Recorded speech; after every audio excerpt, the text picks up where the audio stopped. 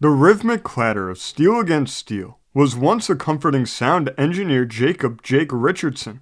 But now, that sound had turned into a deafening roar, a sound that signaled impending disaster. Train 407, the Colossus Express, was a beast of a machine, stretching nearly a mile long, carrying over 300 passengers and tons of freight for the winding Rocky Mountain Pass. It had just departed from Denver, bound for Salt Lake City, when everything went wrong. Jake, a veteran engineer with over 30 years of experience, sat in the locomotive's control cabin, his hands firm on the throttle, when he felt it, a slight jolt, like a hiccup in the rails. Then the train lurched forward, the wheels spinning faster than they should. He checked the speedometer, 60 miles per hour, then 65, then 70. Something was terribly wrong. The breakneck descent. Dispatcher, this is Richardson on 407. We've got a brake failure. Train's accelerating downhill, unable to slow over. Jake barked into the radio, trying to keep his voice steady. The radio crackled. 407, confirmed brake failure. You're on a downgrade approaching Dead Man's Curve. Over. Jake's stomach tightened. Dead Man's Curve. The name wasn't just for show. It was a sharp, perilous turn at the base of the mountain pass, with a sheer drop on the one side and jagged rock on the other. If they hit it at their current speed, the entire train would derail. I confirm. Air brakes unresponsive. Emergency braking failed. Jake tried again, slamming the red emergency lever forward. Nothing. Beside him, his fireman and co-engineer Luis Ramirez was already moving. I'll check the manual brake lines, he yelled over the roar of wind rushing past the locomotive. He grabbed a wrench and pried open the access panel near the floor. Jake focused on the track ahead. The train had climbed to 80 miles per hour. If they didn't find a way to slow down, they'd all be dead in minutes. A desperate plan. Meanwhile, in the passenger cars, conductor Melanie Brooks fought to keep panic at bay. The train had begun to shake violently, luggage tumbling from overhead racks, coffee sloshing from cups. She grabbed the PA microphone, forcing her voice to remain calm. Ladies and gentlemen, this is Conductor Brooks. We're experiencing a mechanical issue, but I assure you, our crew is working to resolve it. Please remain seated and keep aisles clear. The murmuring passengers didn't seem convinced, but she had no time to argue. She turned to her assistant conductor, Darren Wells. Get to the rear cars. Keep everyone calm. If this train derails, we need them braced for impact. Darren nodded and pushed his way for the panicked passengers. Melanie grabbed the emergency brake lever in the passenger cabin and pulled. Nothing, just like Jake had feared. In the locomotive, Luis scrambled up from the floor covered in grease. The main air brake line severed. No way to engage the brakes remotely. Jake cursed under his breath. The air brake system was their best hope for slowing the train, and without it, they were relying on pure luck. Then we do this the hard way, Jake muttered. We decouple some cars, lighten the load. Luis's eyes widened. That's insane. You're talking about disconnecting sections at 85 miles per hour. It's our only shot. If we can dump enough weight before Dead Man's Curve, we might just slow down enough to survive. Luis hesitated, then nodded. I'll do it. A perilous climb. As Luis climbed out onto the swaying platform between the freight cars, Jake kept his eyes on the track ahead.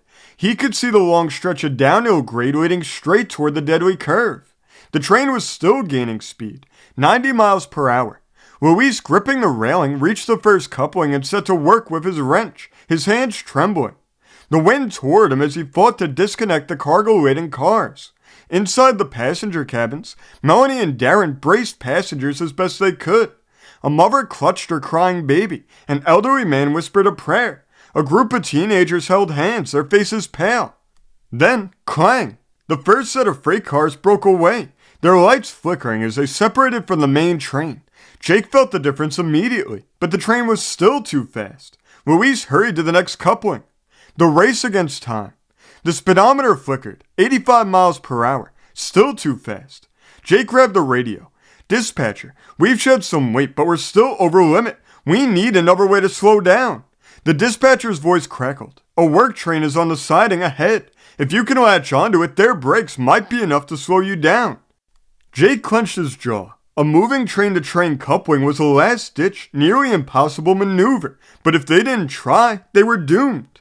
Luis was still out there, working to detach another set of cars when Jake saw it, the work train, a heavy-duty engine with powerful brakes, just ahead on the right-hand track. Jake adjusted his throttle ever so slightly, lining up their speeds, 80 miles per hour.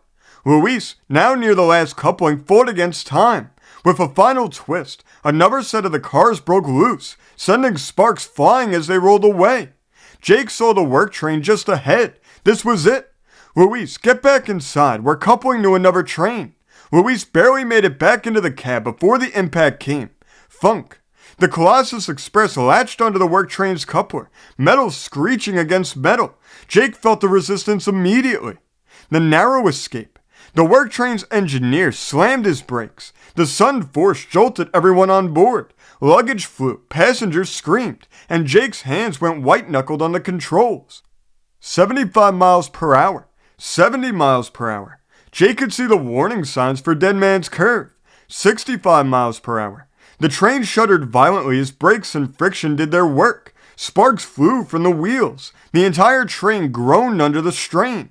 60 miles per hour. They hit the beginning of the curve, the train tilting dangerously. Jake held his breath. 55 miles per hour. The screeching was deafening. The locomotive leaned, metal bending.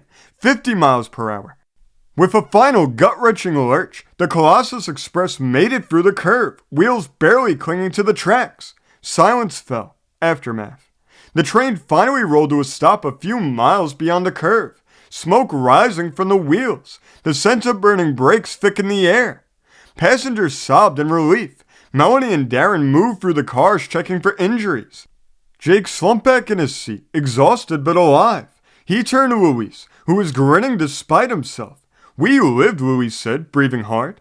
Jake let out a tired chuckle. "Yeah, we did." The radio crackled. 407, this is dispatch. You guys still breathing over there? Jake lifted the radio. "Barely, but yeah, we're breathing." As emergency crews arrived, Jake climbed down from the locomotive, looking back at the long, battered train. It wasn't pretty, but they had done the impossible. They had outrun disaster. Thanks for joining us for Fireside Stories. If you want even more stories, remember before you leave to hit the like button and the subscribe button. And we'll see you the next time that we all gather around the fire.